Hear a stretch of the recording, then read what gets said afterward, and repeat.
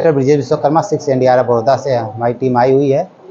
अभी शाह कॉलेज में हमने कम्युनिटी अवेयरनेस प्रोग्राम किया है। यहाँ पे सभी बच्चों को बताया गया है कि अर्थक्वेक के आने के बाद कैसे अपने लोगों को अपने संसाधनों का उपयोग करके बचाया जा सकता है, और फ्लड के दौरान अगर कोई आपदा आती है तो कैसे आप इम्प्रोवाइज डिवाइस का इस्तेमाल करके अपनी जान और अपने पड़ोसियों और अपने आसपास समुदाय की जान बचा सकते हैं।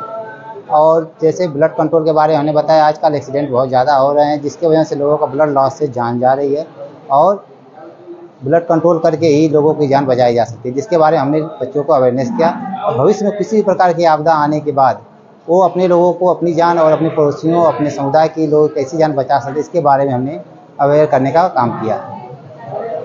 Principal VC Savaliya, Shri Keosa municipal arts and commerce college Dhoraji.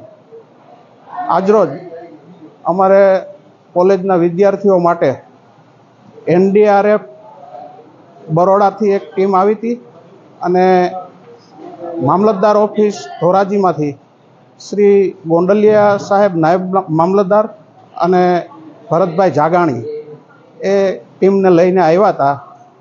તેમાં વિદ્યાર્થીઓને જે આકસ્મિક ઘટનાઓ બને, ખાસ કરીને કુદરતી આપત્તિઓ આવે ત્યારે વિદ્યાર્થીઓએ પોતાનો બચાવ કેમ કરવો, બીજાને મદદ કેમ કરવી, અને આપણી પાસે હાથવગા સાધનો હોય એનો પ્રાથમિક બચાવ એ સાધનો દ્વારા કેમ કરવો એ અંગેની વિશદ સમજૂતી NDRFની ટીમ દ્વારા આપવામાં આવી।